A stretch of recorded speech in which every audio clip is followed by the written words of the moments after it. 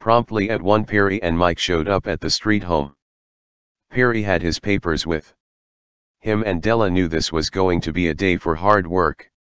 It made her feel good that Perry was willing to help her sister out like this. He would not have had it any other way of that, she was sure. He was the best lawyer in the business, and if anyone could find out who the real murderer was, it was Perry and Paul. Here, I have cleared off my desk so that you and Della can work together, Lori offered. Thank you. I need the room. I like to use my own laptop if you do not mind. It has all of the programs that I will need to work from here. No problem, anything here that is mine is yours to use. Thank you so much for coming over to help out Mike and me, Lori told her. I have steaks out on the grill for anyone that is hungry, Della called out from the patio. Who can say no to a pretty girl with a knife in her hand? Mike laughed. After we eat we will get down to business. I have not heard from Paul and I hope that he has some luck finding out information on the company that is trying to buy out the company, Perry offered. Who were the two people who wanted to sell and who were the two people who wanted to keep the business as it was? Della asked Mike. The two people who wanted to sell the business was Diane Fleming and Marty Murdoch. The two people who wanted to keep the business was Gerald Rathburn and your roommate, Steve Janik. It was me that was on the fence, so they would say, Lori told them. The four friends had just finished eating and were at the computer looking up information on the four other members that owned part of the company when there was a knock on the door. It was Paul Drake. Della introduced Paul to Mike and offered him a piece of steak, which he said no thanks to. He had just eaten at home before he came over. But he did take a cup of coffee and then took a seat. I have a few pieces of information for you so far, Perry. It seems that Ryan was working hard behind the scenes trying to settle with Crater Computers on the sale of his business. He wanted to sell at a big profit and start some kind of other business. He was sure that he was going to be able to convince you to sell one way or another, Mike. Now, as far as the people who had stock in the company, they all had their own reasons why they wanted to keep or sell the business, but none of them were going to be hurt financially either way that the vote went. It seemed that the only one that was going to make the big profit was going to be Ryan Bowers himself. He owned the most stock in the company, and rumor is that he had been offered a large bonus if he could sell the business within the next 60 days. Paul told the group. I want someone to keep an eye on all of their houses and watch for any comings and goings. I want to know who they associate with and I want to know how they are doing financially and family-wise, Perry told Paul. In the meantime, we are going to work from here at Lori and Della's house. We can look up everything from here and perhaps get some answers. I am particularly interested in the romantic interests of the victim, he told the group. Each of them had a computer and they all began to look up into things that Perry told them to. Della and Perry were looking into the company called Crater Computers. They found a site that gave them most of the information that they would need. It gave them the name of the founder, the members of the board of trustees, and the money that they had made in the past 5 years. Della printed a copy of the information and then they went about digging a little deeper. Mike and Lori were the computer whiz, and within a short hour, the group had a pile of information that would have taken them over a week to do without a computer. They had each of the people's credit reports and schooling. Perry was looking over everything on the computer when there came another knock on the door. This time it was Lt. Tragg. He had come to Laurie Street's house as part of the investigation. Perry closed up the computer that he and Della were working on and turned to greet his friend. Well, Lt. Tragg, I have been expecting you. Who are you here to see? Perry asked him. I am here to see Laurie Street. I have some questions for her, that is all. Lt. Trag told him. Lt. Trag stayed at the home for over an hour asking questions and then left with as little information that Laurie could give him. Perry and Della knew that the time was getting closer that the police would know all about everything, and they were both sure that Mike would be arrested when they found out. They would have the reason with the money that Mike stood to make and jealousy when they found out about what had happened between Ryan and Laurie. The four of them spent the day on the computer looking up all the information that they could find on the people at the office. They looked up information on his home, his family, anything that might tie in with his murder, and printed all of the information up on everything that they thought might be relevant. By the time 5:30 came around, everyone's stomach was calling and they were tired from looking at the computer all day. Perry thought that it would be a good idea for them to have something delivered to the house so that they could still do some research on the computer. It was then that they decided to order pizza. The pizza was going to be there in about 30 minutes, so they all settled down on the computers working a little longer. Della heard the knock on the door and assumed it was the pizza man. She went to answer the door, but found Lt. Trag there instead. "Hello, Della. I am sorry to have to tell you this, but Michael Platt, I have a warrant for your arrest. The charge is murder," he told him. Della held Laurie in her arms as the police put Mike in the police car. Their worst nightmare had come true. Perry bent over and promised the women that he would take care of things, and once more to try not to worry. He was afraid that Mike might have to stay at the police station until a bail hearing could be arranged on Monday morning, but he would see to it that he would be free after the hearing. "Perry, the bail will be way too high for him. He is not a rich man." Perry looked at two of the most important women in his life and smiled. "But I am." Laurie could not believe what Perry had just said. "Della, does he mean that he will post the money for Mike's bail?" "Of course he will. He would not let someone who he considers a friend to sit in jail if he can avoid it." She took her sister in her arms and hugged her. When Perry got to the police station, they were going through Mike's personal things and putting them in an envelope. That is when he saw the ring, and he knew what Mike had been planning. He had to find the murderer. This man was going to be Laurie's husband someday, and he was pretty sure that it was going to be sooner than later. Perry stayed at the police station once again until midnight and promised Mike that he would come by the next day. "Take care and do not talk to anyone about the case. You will be fine, I promise." Mike knew that he needed to call his parents. They might read about his arrest in the newspaper or see it on the television, so he made his one phone call that he was allowed to his parents in Arizona. "I will be out of jail on Monday. My lawyer is Perry Mason, and he is the best in the business." Despite his arguments, his parents said that they would be there for the court hearing. They had some money and they would bail him out. They knew their son could not be guilty of such a thing as murder. He was in love the last time he had called.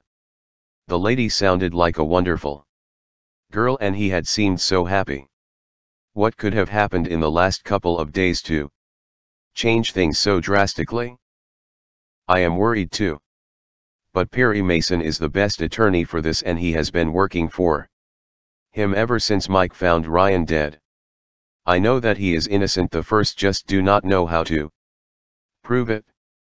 My sister and Perry Mason and a private detective, Paul Drake, are working hard on trying to find out the real murder is. I promise you that." Laurie tried to calm Mike's parents down. She did not do very well as she was upset herself. "Perhaps you would like to follow me over to my house. My sister and Perry Mason are over there right now working on the case. Perhaps you would feel more comfortable talking to them," she offered. Mike's father John thought about it for a moment and said that might make us both feel A little better. Are you sure that he would not mind us coming over there? I am sure that he is. A very busy man, he told her. He will be more than happy to meet you. I assure you of that. He thinks of your son as his friend, and he is just as worried about Mike as we are. The only difference is that he has the expertise to help Mike. Perry and my sister are the best, they will find out the truth, I promise you that. Lori told them in the most reassuring way that she could. John and Marie Platt followed the young lady to her house. Lori took them in through the front door, where Perry Mason and Della Street were busy at work. They were relieved to see that Mr. Mason was indeed working on the case. Lori introduced John and Marie to him, and he gave each of them a genuine smile. We thought that we could perhaps help with the bail that we are sure will be asked for. John offered. You do not have to worry about the bail money, it is covered. Mike is a good friend of mine and my secretary, and we would not allow him to stay in jail. He used his great big eyes to convey his sincerity.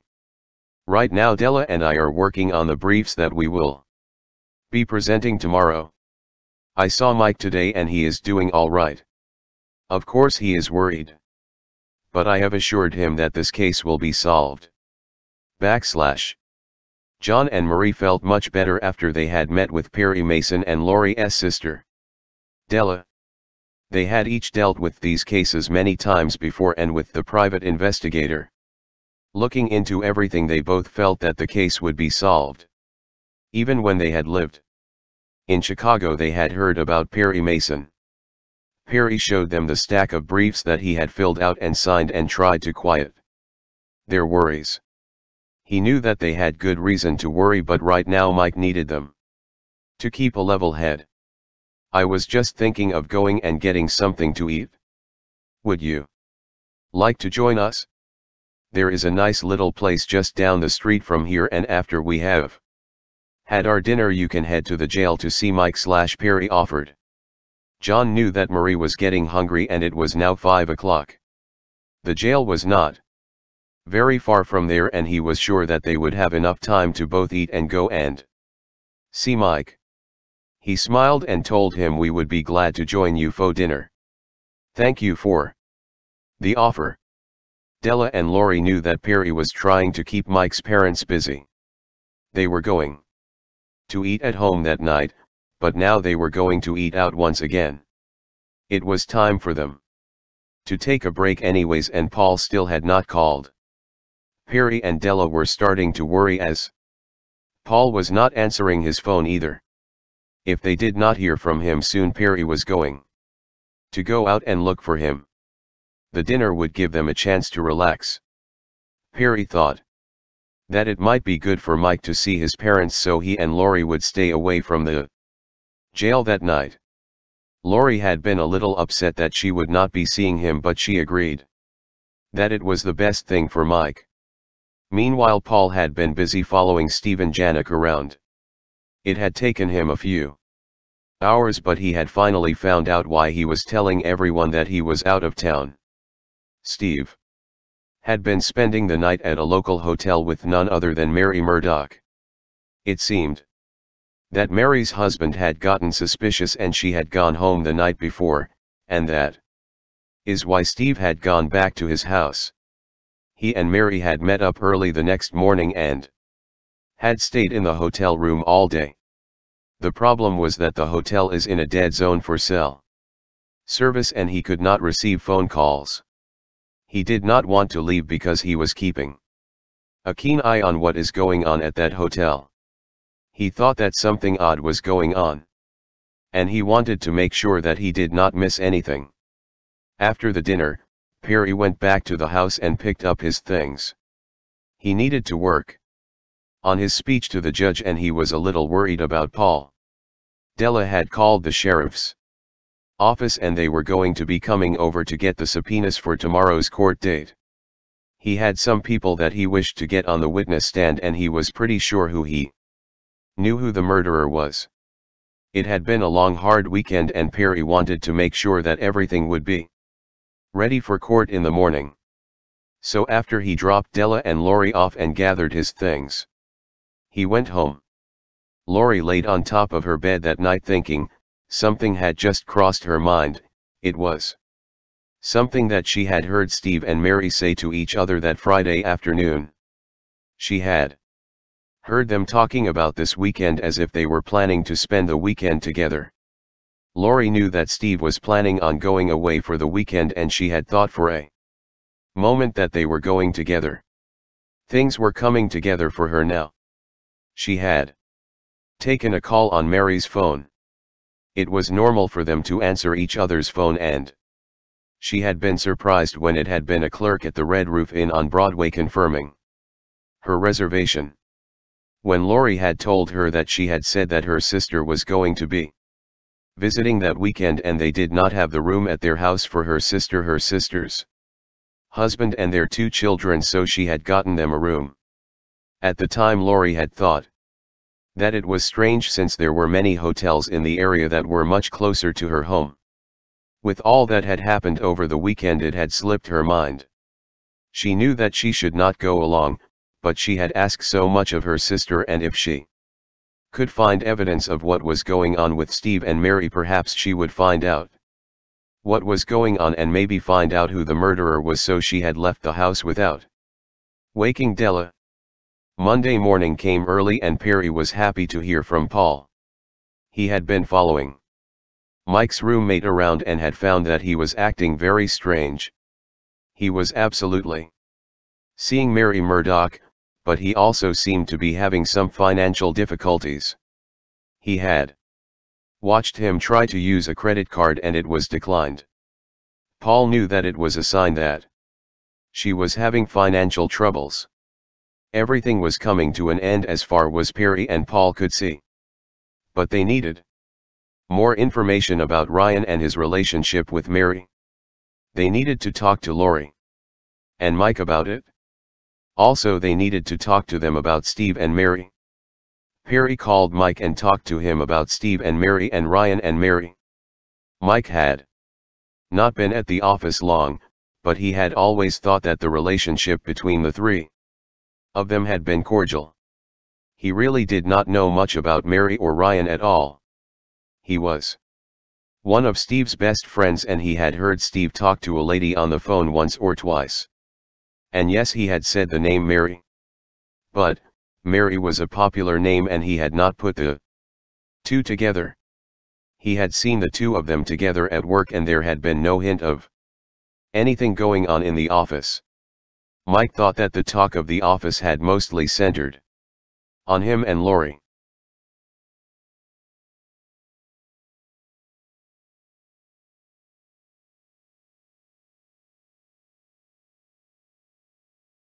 Perry called Lori and woke up a sleeping Della.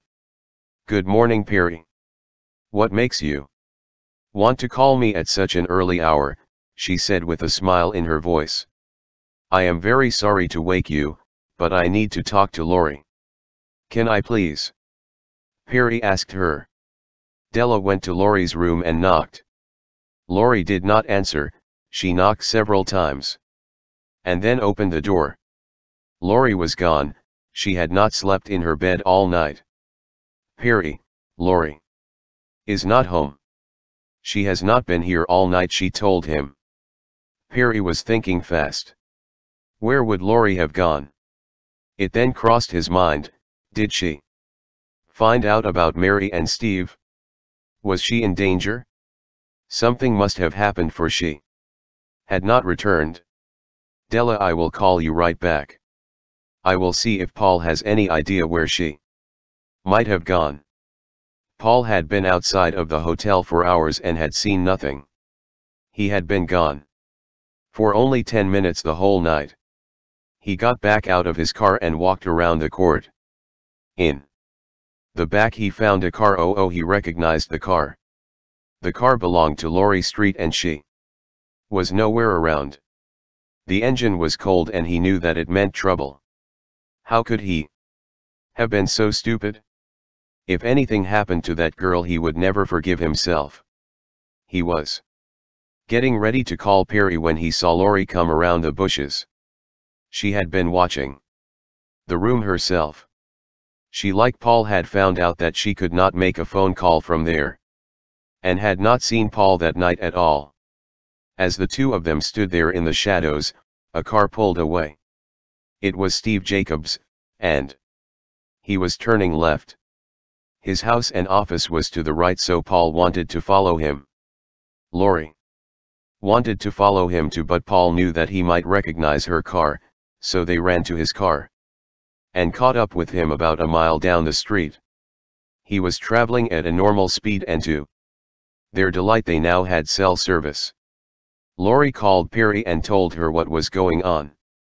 "Will you please call Della and let her know what happened and that I am all right and with Paul right now?" she asked him. "I will talk to you later."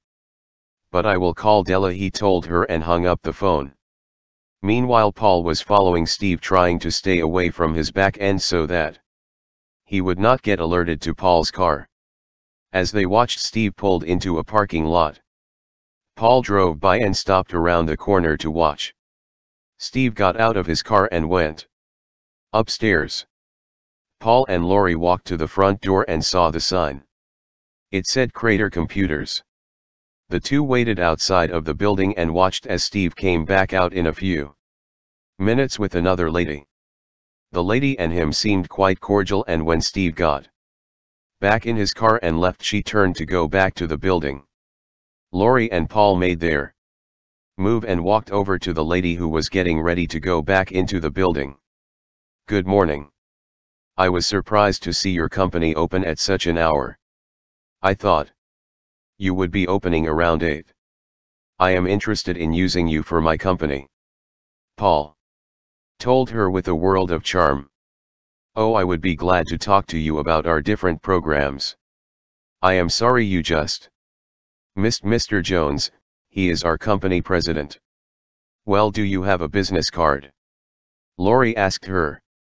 The young lady handed them her card and introduced herself as Jen. "Thank you, Jen, you have been very helpful. My name is Paul and this is my friend Lori. I promise that we will get back to you," Paul told her. Lori and Paul headed back to the car. Paul called Perry with the news. "Now it is coming together. That makes sense. I do not want anyone to let Steve have any idea of what we know. That is very important. I will get a subpoena for the lady that you met this morning at Crater Computers, so that she can identify Stephen Jacobs as her boss that she knows as Steve Jones. I will get right on it. Paul, in the meantime, get Lori back to her car so she can go home and get ready for court. Now I want you to find out all you can about Mary Murdoch and her husband. We need to tie this thing up, Paul," Perry told him. "Will do. I am on my way back to the hotel to return Lori to her car, and then I will be looking into the Murdochs much deeper." Lori went home and was met by a very upset Della. "Lori, do not ever go out looking into things like this without at least leaving a note. But never go out alone. You scared me to death. Mike has enough to worry about, and what were we supposed to tell him when he did not see you in the courtroom? You have to be careful," she told her. "I am so sorry, but now we know what Mike's friend Steve has been up to. I think that he must have been trying to get control of both businesses. He was not offering a bad amount to buy the business, but I did not want to give up the job that I really liked," Lori told her. "I know, Lori, I just was so worried. Let's go to the courthouse and free Mike and find the murderer. The faster we get there, the faster Mike can be out of jail and the real murderer can be in jail where they belong. Let's go and see our men," Della told her with a hug. Lori dressed as fast as she could, and she and Della took off to the courthouse together. If Della had to go back to the office, Perry could give her a ride, and there was no need for them to take two cars this morning. As Lori and Della arrived at court, they saw Mike's parents. They went over and spoke Words of encouragement to them. Mike will be out on bail sometime today, Perry will see to it, Della promised them. Court is in a few minutes, so I have to go in. Della spotted Perry standing at the top of the stairs talking to Paul and having one last smoke before court. She smiled at the two friends and introduced Paul to Mike's mother and father. Lori could see that they were very nervous, but they were both very grateful for all of the help that Mike's friends were giving him. Perry wanted to talk to Della before court, so he excused her and Paul from the group, and once again the three met in the private room that they usually used. Paul said that he had not been able to finish the investigation of the Murdochs. I can finish that sometime today maybe. But I cannot do that this morning. Sorry, Perry, he told his friend. It cannot be helped. Now I have something else that I need you to do. I need a full investigation of everyone that works in the office, and that includes the security guard. Mike says that he saw no one that night except for him, and there is still the problem of how did someone get out of the room, with the body in the way. The coroner says that the body had not been moved and that the shot had been instantly deadly. Ryan did not move once he died. How did the murderer get out of the room? Perry told him. Della looked at Perry. He was right. What if the security guard did not come into the room? What if the guard was already there? Paul could check that out. She smiled at Perry and nodded her head. Perhaps Steve was not a murderer after all. She hoped that was true. Lori was very fond of him. When Paul left the room to do some work investigating, Perry turned to Della. Something is wrong here. A young man is dead and I am not sure who is the murderer. It did look very bad for Steve until I saw the room, and noticed a closet door that was half open behind the door where Mike had been standing. That is when I knew that someone might have been able to hide in there and then slip out, acting as though they had just walked in. If Mike was busy looking around the room, as he said, the murderer might have had the chance to do that. Let's go and get Mike out of the police station jail. He took both her hands and smiled. It is going to be all right, I promise, and they walked to the courtroom. Hamilton Berger had felt bad about this case. He was very fond of Lori Street. He had known her nearly as long as he had known her sister Della. She had always been polite and very friendly. He knew that she was seeing this man Michael Platt seriously, but all of the evidence pointed to her boyfriend as the murderer. It was his job to bring justice to the city. And sometimes he had to do things that were not all that pleasant. With Perry Mason as an attorney, if Hugh was innocent he would be found that way. Of that he was sure. When Perry and Della walked into the courtroom, they both took notes of the friends of Ryan Platts and the friends of Michael Platt. The courtroom was divided and most of the people sitting down had very serious looks on their faces.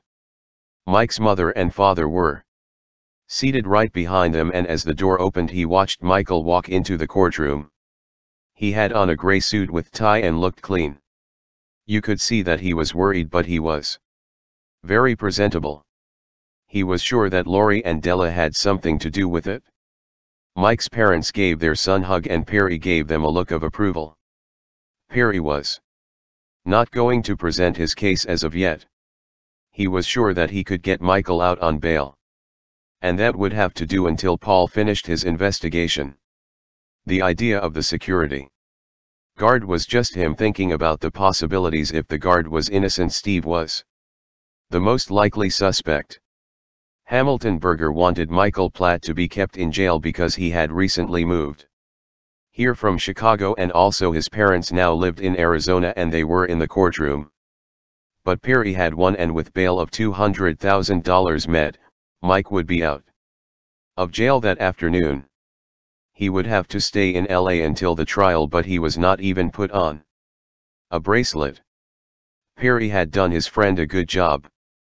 He smiled at Mike and said, I will come and get you in about 2 hours and then I will bring you to the office and we can go over some of the things that I have learned in the last couple of days. Don't worry, we are about to solve this case now. We are very close, yes we are. Perry told him and smiled at his parents and Lori that still looked very worried. Mr. Platt shook Perry's hand and said, please tell Mike that we will be at his house, anxiously awaiting him coming back to his house. I will let him know. It takes about 2 hours for the police to release a person out on bail. We then will meet at my office and then he can go home. Perry promised them. Lori looked a little lost and Perry looked at her with his caring eyes. Lori, why don't you go with Mike's parents' house and wait for Mike to come home? I am sure that Mike wants to talk to all of you, he told her. Lori, you are more than welcome to ride to the house with us. We might as well wait together to talk to Mike. I am sure that everything will be fine, Mike's mother told her. Lori smiled at them and ran over and hugged both Perry and Della. There will be a special meal made for the two of you once this is over, I promise you, and with that she left with the Platts. Perry looked at his watch and saw that the hour was already 11:30, so he turned to Della and asked her, are you hungry? I could go for a small lunch with my favorite attorney, she told him with a smile. Perry smiled at Della and said, well, I cannot let my favorite secretary go hungry. Let's go and get a bite to eat. Perry took Della to the little cafe that they often went to when there was court that day. It was a nice cafe and the food was very good. Della ordered a sandwich and a cup of coffee. She looked over at Perry and smiled. He was such a good man. If he liked you, he could be your strongest ally. Cross him and watch out. He was being so nice to Mike and she knew that it was mostly because of Lori. He had called her just like family. That had made her feel so good. Perry was eating and caught Della looking at him and not eating. You had better start to eat your meal. The sandwich won't go down your stomach if you do not pick it up, he said with a smile.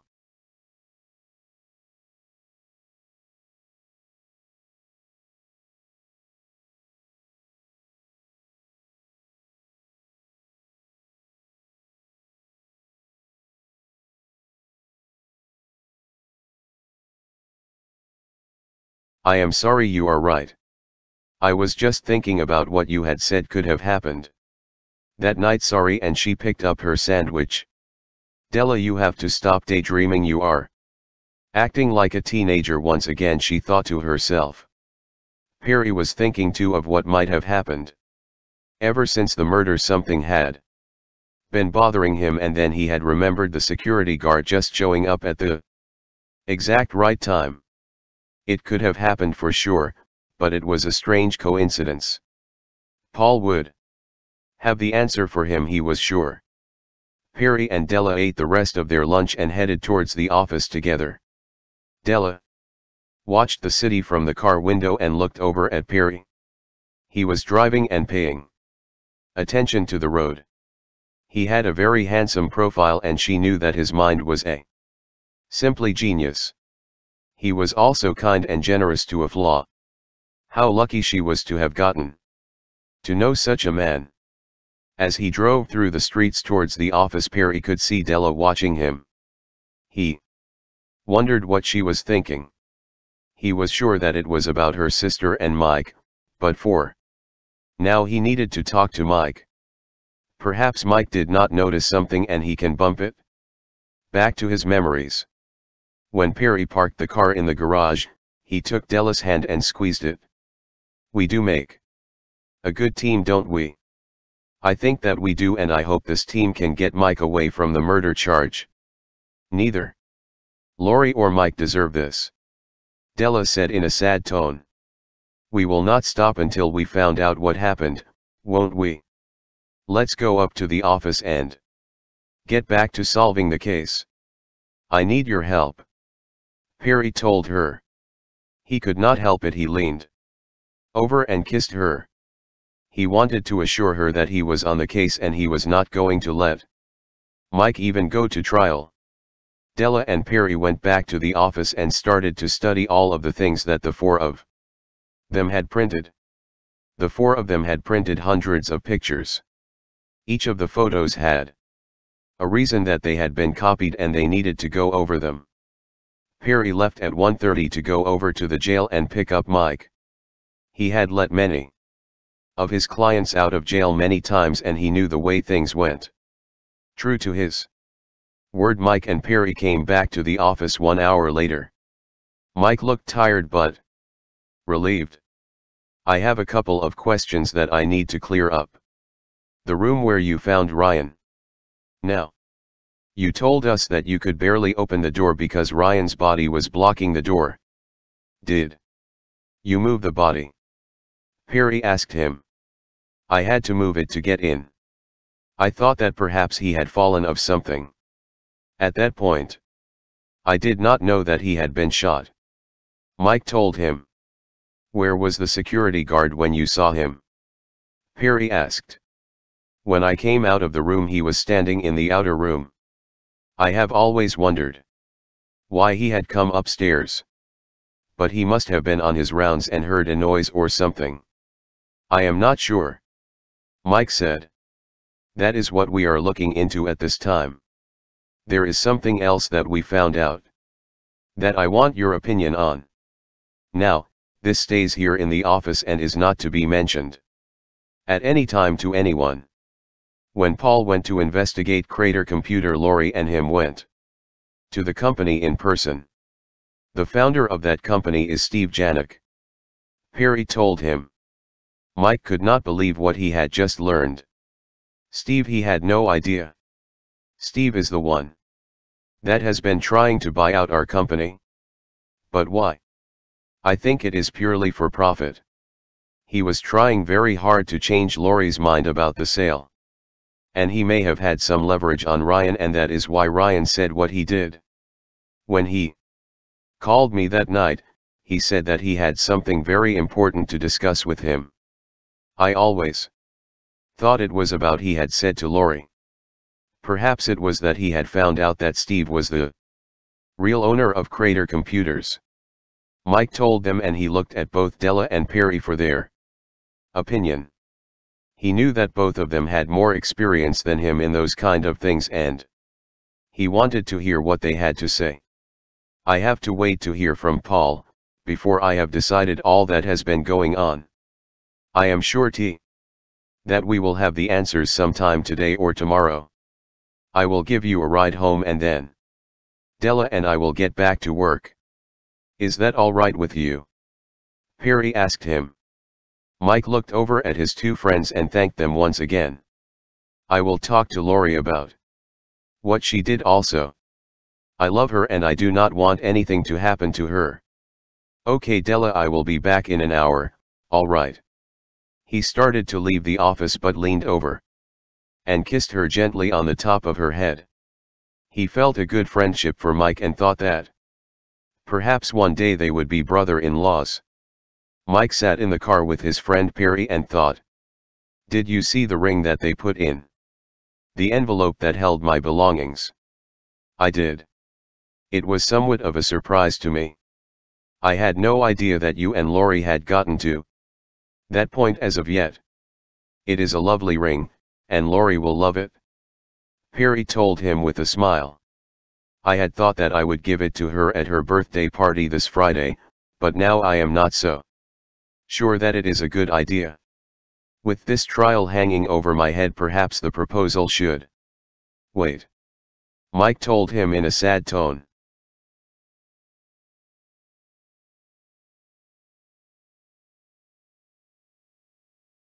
It is a decision that is yours. But it is my hope that you will be freed totally by Friday, so perhaps things will be all right. Do not put your life on hold because of this.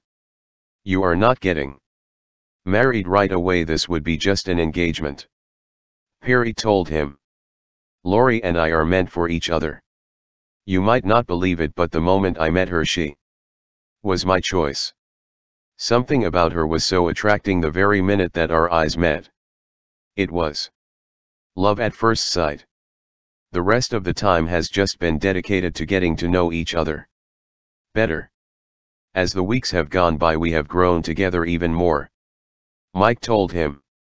I know what you mean, Mike. The minute that Della came into my office, there was no one in my life. As far as our relationship has gone, we have gone much slower, but that is our choice. Sometimes whirlwind romance is the way to go. That is up to you and Lori and no one else. I wish the best for the both of you. Perry told him sincerely. Well, I am going to be talking to Della tonight about the party for Lori. It seems that there are going to be 4 other people at the party than we had originally thought. My parents want to stay here in LA until I am free, and Lori's mother and father are going to be in town too. So most of my family and her family will be there. Of that I am nervous. Mike told him.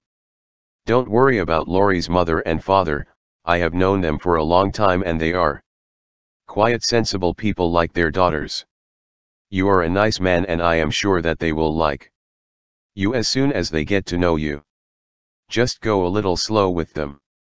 Perry warned him. Perry dropped Mike off at his home and headed back to the office. He still had not heard from Paul and he was beginning to wonder what was taking him so long. Paul might not have all the information he needed, or he might be out of cell phone reach again. He would give Paul until tonight before he contacted him. Perry got back to the office and Paul had not been seen or heard of there either. The rest of the day was spent on more briefs and subpoenas. The office was always busy. But tonight, the office closed at the normal hour. With the use of computers, it was now possible to work from the home sometimes. There is some work that needs to be done tonight, but it can be done from home. I think that it might be too busy as your house with Lori and Mike and his family. Would you mind if we go to my home to work? Perry asked Della. I think that you are right. Lori will be there probably with Mike and some of her friends, and what needs must be done cannot be done in chaos. I would like to stop at the house first though, and check out how things are going personally. I will call you when I am ready to go over. Is that all right? Della asked him. That sounds like a plan to me. I will pick up something for us to eat at the deli downstairs from my house. Perry told her, and the two of them separated for a short while. When Della got home, she found that Perry had been right, the house was in total chaos. Lori was there with Mike and his parents. Lori was trying to fix something for supper and everyone was talking at once. Della could not wait to leave. She helped with the dinner and told the group that she was going to go work on the case that night with Mr. Mason. It is our hope that we will have more answers soon. There are a few suspects that we are looking into, but we have no information for you. Just take my word that Mr. Mason is working hard to free Mike, she promised them, and headed out to Perry's home. Della rang the bell and could not wait for the elevator door to open to his penthouse. She could not stand to watch what her friends and sister were going through. It was a very tough situation, and she and Perry and Paul had to just find out what had happened. She could understand why Lori and Mike did not want to stay at his house. The two of them had received some shocking news, and being with Steve would make it very hard not to let him know what they knew. It was better for them to stay away as much as possible until the investigation was over. When the door opened, Perry saw Della's face and knew that life at her home must be utter chaos. He felt sorry for her. She looked tired and very worried. So he gave her a big smile and told her, "Come into the kitchen, I have sandwiches and chips ready for you." The two ate in peace, and after coffee they both went to the laptop and began working. They made a good team, and there were papers that needed to be looked over with a fine-tooth comb. Somewhere in the many papers was the answer to who murdered Ryan.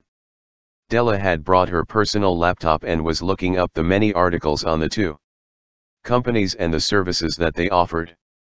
Both of the companies were very similar in structure and offerings to the public. But they still had not heard from Paul. Perry and Della were both starting to get worried. The two of them had been working for about 2 hours when Perry's phone rang. It was Paul. And he said he would come right over. He finally had the news that they had been looking for. And now perhaps they would now be able to figure out who the murderer was. Perry and Della both got up and stretched. Della walked to the kitchen and offered Perry something to drink. She had not heard him walk up behind her and she nearly stepped on his feet as she turned to call out to him. She laughed and asked him, "Is there anything that you would like?" "What I would like is not in the refrigerator," Perry told her with a smile. Della knew what he meant, but she wanted to hear the words, "Whatever do you mean, counselor?" she asked him and looked into his big brown eyes. Perry looked at her and smiled. "I would like very much to spend more time with you in my arms. That is what I mean."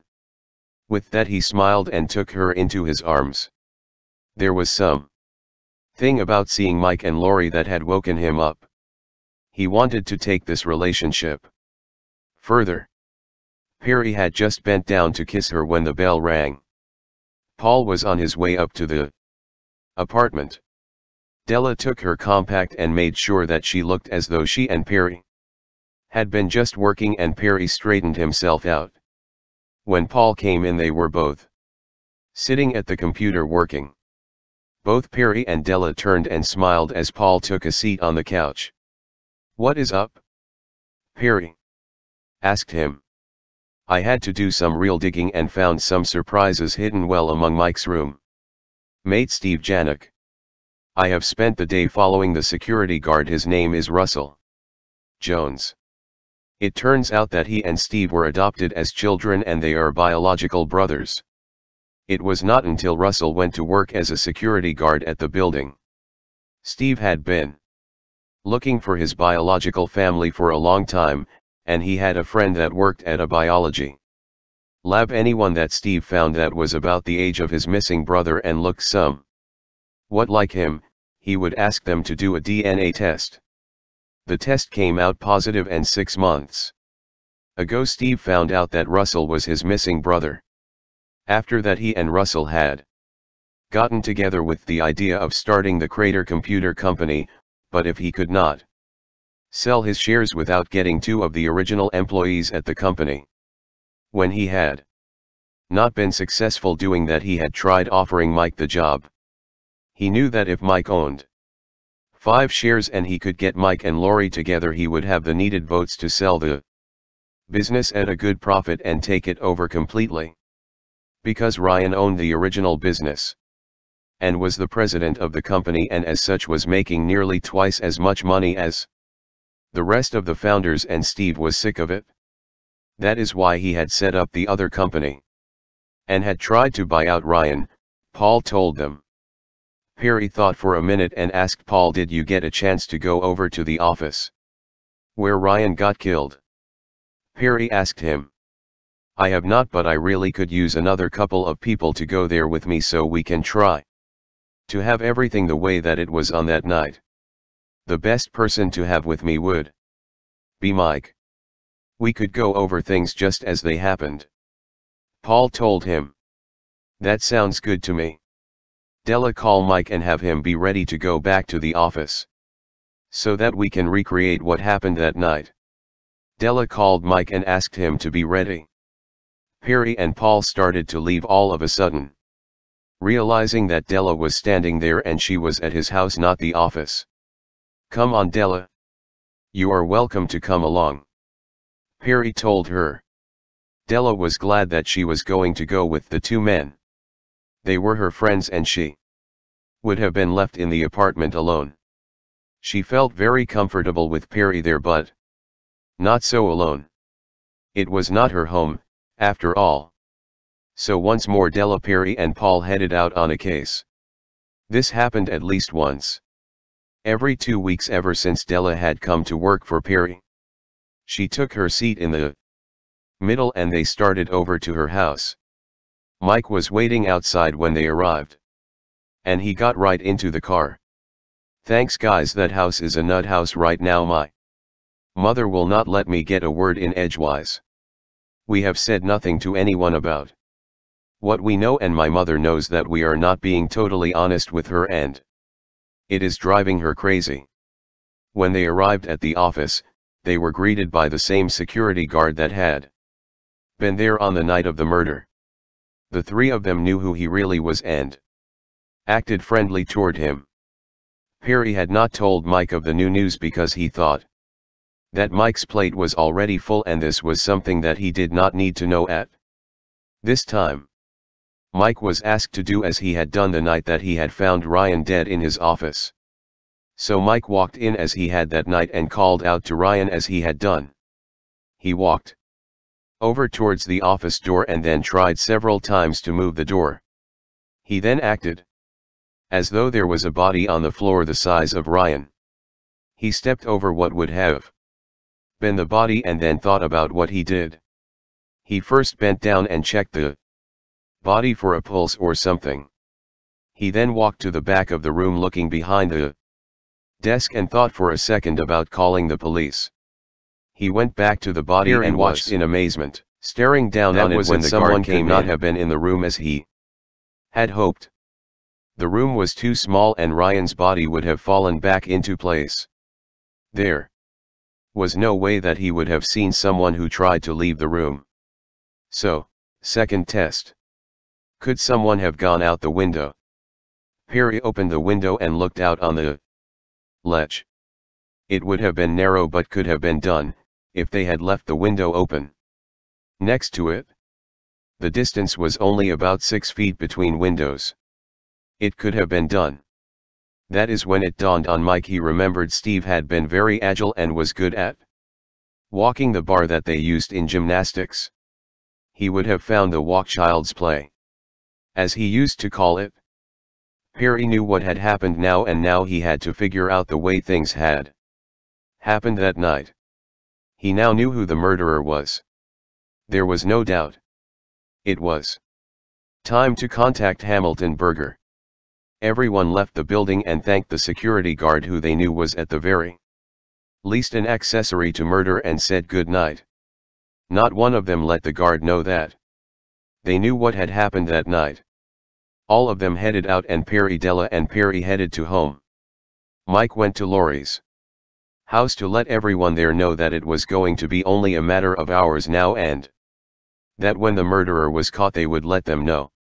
It was going to be a long night once again. Paul wanted to stop by his house and get more of his notes. He had something else that he wanted to look into his notes and make sure that everything was all sewn up before he and his friends called Berger.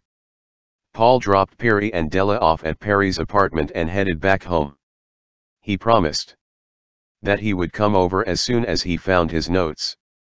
He wanted them to wait for him, because it was only going to take him a few minutes and he would be back at their house within the hour. Della and Perry headed up to his penthouse and took a seat to wait for Paul. Della had picked up the pictures that they had collected and she and Perry started to look them over once again. Before accusing someone of something, they wanted to make sure that they were pointing their fingers at the wrong person. That was when Della found an old reference to Russell Jones. He had finished third in the regional balance beam competition. So, they now knew that he could have walked the 6 feet to the other window also. She showed the article to Perry and he was now certain that the murderer was Russell Jones. But the two of them would wait to hear from Paul. They knew that Paul had some information about someone, or else he would not be going back to his home to look up something. Della sat back on the couch and started thinking. One of the men was the murderer, she was sure, but which one did the act? Ryan was shot, so there could not have been more than one person that could have shot the gun. They needed to know who it was, so they would to wait for Paul. Perry went over to the sliding glass doors and lit a cigarette. He was trying to figure out who the murderer was and which one of the two men had done the act. He took a long drag and watched the lights of the city. Someone in that city had killed Ryan and he was so close he could taste it. He put out his cigarette and went to sit with Della. Della had been deep in thought and had not noticed Perry coming over. When he took the seat next to her, she nearly jumped. She knew that it was stupid, but something about this case had made her nervous. She felt real danger and did not like it. Perhaps the realization that Steve had been so close to her sister and Mike was what was making her so nervous. She did not know. She took Perry's hand and smiled. I know that we are almost there and that Mike will be a free man by Friday. I want to give Lori a great birthday present, and Mike's freedom would do just that. Perry took her chin and leaned over to give her a kiss. They kissed a long and passionate kiss and then fell into each other's arms. Neither one of them wanted to leave each other, and when Paul rang that he was on his way up, they were still sitting together on the couch, very close. Perry had his arm around Della and lipstick on his lips. When Paul came into the room, he could not have been happier to see his two friends together. He liked them both very much. In fact, Perry was like a brother to him and Della was like a sister to him also. He took a seat on the chair next to them and smiled. I knew that I had seen a small article in a magazine. It turns out that Russell Jones is also an acrobat and is quite capable of walking over to the other window.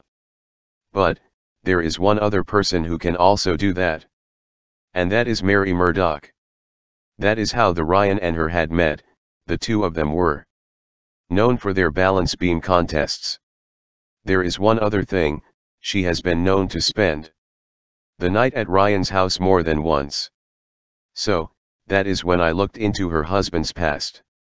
And although he was not as talented as the others, he is quite agile, and I think that he is very capable of walking the ledge. He told them before we talk to Berger, I want to check out this guy Donald Murdoch. Paul told them. I think that you should go ahead and do that, Paul. We will meet at the office in the morning. And we will go over everything. With any luck, everything will be sewn up tomorrow, the day before Lori's birthday party, and we will have two things to celebrate. Perry told him. Okay, I am on it, and I will come to the office as soon as I have the information. Paul told them and left for his home. He was glad that he was going to get a good night's sleep that night, and his wife Sue would be glad to see him home at the early hour of 10 p.m. Perry and Della sat back on the couch and just took a few breaths. They both knew that they were going to have everything set by tomorrow, and they wanted to relax. Della knew that she should go home, but she could not get herself to say the words. She was in the arms of the man that she loved, and she wanted to stay there. Perry did not want to have Della leave, but he knew that she should. It was getting late and they were going to have another busy day at the office. He bent over and put his arms around her. He just held her in a hug and she hugged him back. Della, you need to get home and get some rest. You and Mike have a birthday party to finish planning, and I have to do some heavy thinking. We will see each other tomorrow, he told her tenderly. Della knew that it was the right thing to do, and using all of her willpower to get up from the couch. Perry helped her into her coat and said that he would walk her to her car. She turned and smiled at him. He took her by the elbow and they walked together to the elevator, so Della could go home once more. Like a gentleman, Perry took her to her car and gave her a quick kiss goodbye. Della did not want to leave, and she knew that he did not want her to leave. It was getting tougher and tougher to be apart. When Della got to the house, she was surprised to see that everyone was still there.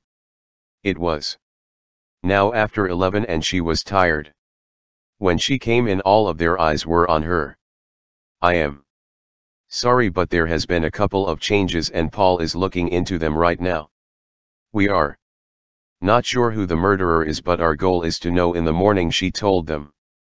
Oh Della, I thought for sure that we would know tonight. It has been so hard waiting for word from you and Perry. Mike's parents have been worried sick, as have I. Lori told her. I am sorry, but we will know soon. I promise you, she told the crowd. After everyone had left, Della went about cleaning the house. Mike's mother had cleaned the dishes with Lori and the house was pretty clean, but Della needed to do something. She was too keyed up to do nothing. She was so worried about this case, but she did not like what was happening with her and Perry. She knew that she could not go on like this forever. Something was going to give. The last thing that she wanted to do was go back to the way it once was. She had fallen in love with him, and there was no more any denying of that fact. And she was sure that he had fallen in love with her. Lori walked over to Della and gave her a hug. We can never thank you enough for what you, Perry and Paul, have done for us. Mike and I will be in gratitude to you for the rest of our lives.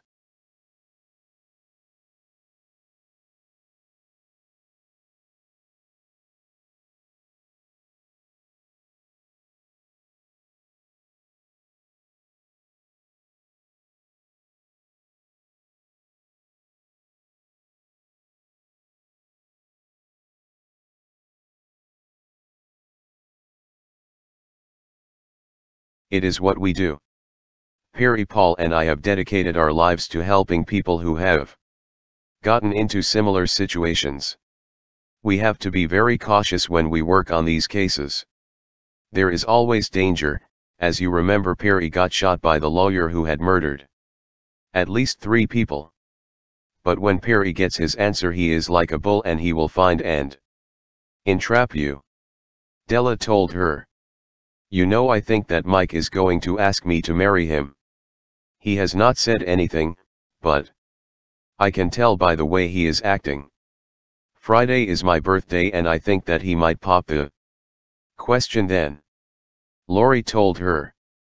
Oh Lori, how exciting. You will accept, won't you? Della asked her sister. Della, it is getting so hard to not do something that we would both regret. Tonight, if it had not been for his parents, he might have spent the night here. I love him very much and I want to be with him. She looked at Della, who was watching her closely. Oh, I know that you would not approve of me sleeping with him, but the temptation is there. I know what you mean. Tonight was the hardest night that Perry and I have had. We too might have found us sleeping together at his home. It will not happen before marriage, but the temptation is there. Do not worry, we will survive as you will. Let us get some sleep, Della told her sister. The next morning came quickly and Della headed out to work at her regular time. She made the coffee and worked on some of her notes. Perry would be there soon and so she made coffee. He came in about 9 and sat down for a cup of coffee. I was up most of the night. I am afraid, going over all of the facts.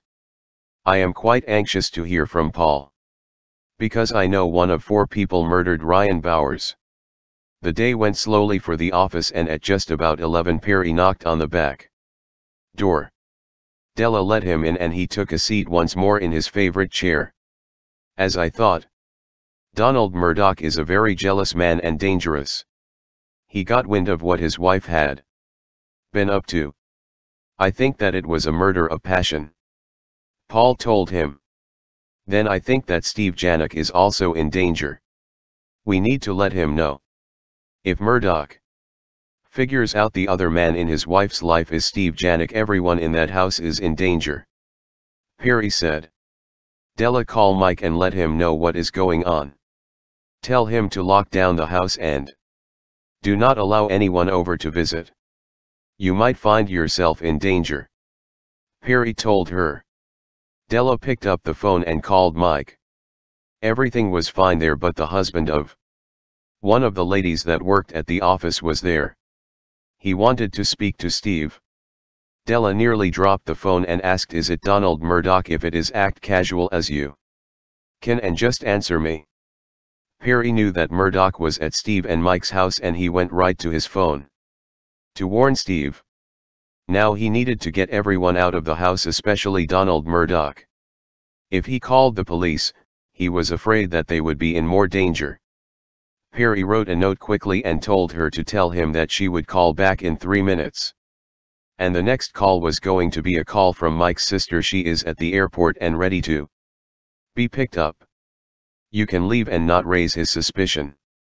In the meantime, have Mike's parents leave as casually as they can. They can give any reason, but have them leave. As soon as you have gotten Murdoch out, call back. Do you understand?" Della asked. "Yes, that's fine," Mike answered. Mike hung up the phone and walked into the kitchen where his parents were sitting just talking. "Mom, Dad, I am sorry, but that was Lori and she wants you to come over and spend some time with her. She says she would like to get to know you a little better and she has made a small lunch." "Oh Mike, we are so tired." "I don't know," his mother said. "For goodness sakes, Marie, she is trying to be nice to us. We have come over to her house and not acted the best for the past few days. She knows that we are worried and she is trying to do something nice. The least we can do is accept her invitation," John told his wife. With that, they were on their way over to see Lori. Now that they were safe, Mike had to think of a way for him to get Donald Murdoch out of the house. Mike knew that he could not leave without him unless he climbed out a window. That was his next move, and with that Mike went to his room and climbed out the window. He went around the side of the house and went into the neighbor's yard. He was safe, but he was on foot. He knocked on the door of the neighbor that he had talked to the other day, Jim. He opened the door and welcomed him in. "I am sorry to bother you, but my car will not start and it is most urgent that I go to my friend's house. I will pay you well, but I need to go right now," Mike told the man. "Is this something to do with the murder case that you are involved in?" Jim asked him. "No, it has to do with that. I need to go and see my girlfriend. We had a little fight and now my car will not start," Mike told his neighbor. "All right, I have nothing to do that important. I will give you a ride." Once the two men were in the car, Mike's phone rang. "I am out of the house and on my way to Lori's. My mother and father have gone there too," Mike told Della. "There is one more thing that you need to know, Mike. We have reason to believe that your neighbor is involved in Jim Botters. Keep an eye out for him," she warned. That was not what Mike had wanted to hear. He was in the car with Jim right now and he had to let Della know that. "All right. Do you remember my neighbor? Well, he has been nice enough to give me a ride to your house. My car wouldn't stop and hon, I am so sorry. Will you please wait for me? I will be there soon," Mike told Della. Della was now in a panic. Mike was in extreme danger, and she knew it. He must be very careful and not let Jim Bowers in her home. As they reached Lori's house, Mike breathed a breath of relief until he saw the gun. He had acted as though he had hung the phone up but had not, and Perry and Della were listening intently as they flew through the streets of LA toward her home. "What on earth are you doing with a gun, Jim?" Mike asked him. "You and I both know why. I am not going to go to jail. You are the one who is going to go. I am going to kill everyone in the house and frame you. Donald Murdoch is behind me and we are going to see to it that we get the business and that my sister-in-law Mary is going to get her due. I was so sorry that she had to act like she cared for Ryan and Steve, but when we are done it will look like you flipped out and just killed everyone over the affair that you and Ryan were having. You did not want to share her and so you killed Ryan, and when you found out that Lori was seeing someone else once again, Steve Janik, and you killed her over it, he was saying. Paul got on his cell right then and called Lori, get out of the house and go out the back way now. You and everyone in the home run, he shouted. The murderer and his partner are on their way to your house. You have seconds to get out, he warned her.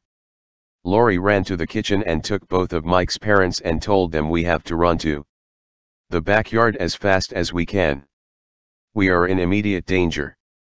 We must run, and with that, the three took off across the backyard to a neighbor that Lori knew. They would be safe there. Lori and Mike's parents ran as fast as they could and arrived at Eva's house. When they knocked, they caught Eva by surprise and were welcome right in. Lori told her that they were in extreme danger from a murderer and thank you so much for letting them in. She picked up her cell phone and called Paul back. We are safe at Eva's house, she told them. And Della breathed a big sigh of relief. But Mike, he was in real danger now. The police are on their way and they will be waiting at Della's when the men arrive. One of my things that I do is I always keep notes of license plate numbers, and I have Donald Murdoch's. They are looking for him in the area and Mike has been giving us a lot of information from the phone. I have relayed all the information that he has been able to give it to the police. They will not get far, Paul told the two of them. The trio had just arrived on the street before Della's house when they saw the police had stopped Murdoch, but Mike and his car was nowhere to be found. Perry and his group came around the corner and stopped. The car with Mike in it was in front of Della's house. Perry saw a man and he had a gun at Mike's back. He was yelling because the house was empty. You are a dead man. I will wait, they will come home. And you will go to prison for life. I will live rich and not have to worry about my bills ever again, Jim was saying. Just then the police came around the corner and jumped out of the cruiser. Give it up, Bowers, your partner has already confessed. Bowers looked over at the police and thought about killing Mike anyways, but he threw the gun down and surrendered without incident. The plight of Mike was over. The two men had been taped confessing to everyone. It was a job well done. Perry stepped out of his car and went to help Della out. He saw that she was on the phone and telling Lori that everything was all right. He could see that Della was crying and took her hands and helped her out. He took her in his arms and whispered that everything was all right and that he would stay with her. He held her tight, not wanting to let go. Paul was watching the men who had intended to kill Della and her family. They had no regard for anyone. Come on, Della, we will go in, and when Mike and Lori and his parents are back, I will explain with the help of you what and why these two men had killed Ryan and had the intention of killing Steve next, he told her. Della went into the house and started to make some coffee. Now that everything against Mike would be dropped and he was now free. It was now just a matter of formality that he be released from the charges. She was busy in the kitchen when Lori and Mike's parents came in the back door safe and sound. Della ran to Lori and hugged her. It was all she could do not to cry. Everyone was safe now. Lori, Perry, Paul, and I would like to tell everyone what happened this evening and explain the whole thing to you. Please. Everyone go in the living room and take a seat. Della told them as kindly as she could. Perry was the one to explain what had happened. Mary and Donald Murdoch had always been the ones that were trying to take over the company. Steve was used as a pawn in their scheme. Mary acted as though she liked Steve and convinced him to start the company Crater Computers under his brother's last name. It had been both Mary and Donald Murdoch who had planned to take both of the companies, let them both go down and buy them for pennies. on a dollar and group the two companies with their company Murdoch Enterprises. But Ryan had not been willing to go along with the plans. And Mary heard Ryan talking to Mike. That night. In a panic he was killed. But they had to think fast and Mike walked in.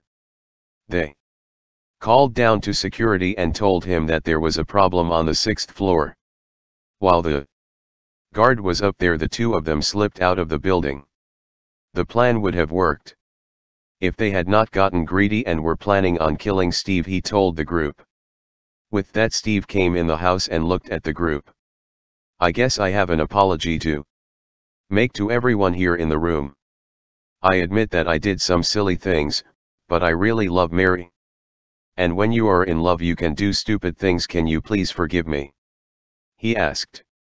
Perry looked over at him and said, we forgive you, Steve. We all know what love can do to a normal person. He put his arm around Della and smiled. You cannot be responsible for some of your actions when you are in love. I have found that out myself. With that, everyone started to smile and everyone in the room started to have a good time. The coffee was poured and everyone celebrated Mike's freedom. Perry would go to the courthouse with Mike and get him released. He would call Berger in the morning and make sure that he concurred. Della had become overwhelmed with the happenings of that night. It was just too much for her to digest. She almost lost her sister, her sister's boyfriend, and his parents all in the span of a few hours. Then Perry, in a room full of people, had told her that he loved her. It was too much for her and she started to cry. It was a happy cry, but she cried anyways. Lori had seen her sister go out to the patio and could tell that she was crying. So, Perry had started to go out to her, but she waved him away. Della needed her sister now. Lori went over to her and put her arm around her shoulder. I really owe you my life tonight. You saved Mike and his parents too. Do not cry, you are 1 in a million and I am the luckiest women in the world. Thank you so much.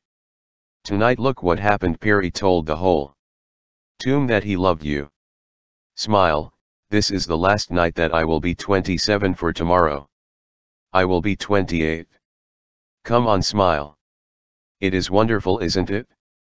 You and Mike are safe and free, and once again Perry has saved me and my family from such trouble. I don't know he can stand it. Della told her with a smile. He does it because he loves people, but especially you. You are very lucky. Lori told her. And gave her another hug as they walked back into the house. The rest of the night was wonderful and full of fun and everyone left very late. Della was very tired and said goodbye to everyone as they left. Mike and his parents headed back to his house. Then Paul and Perry left for home. Life was good.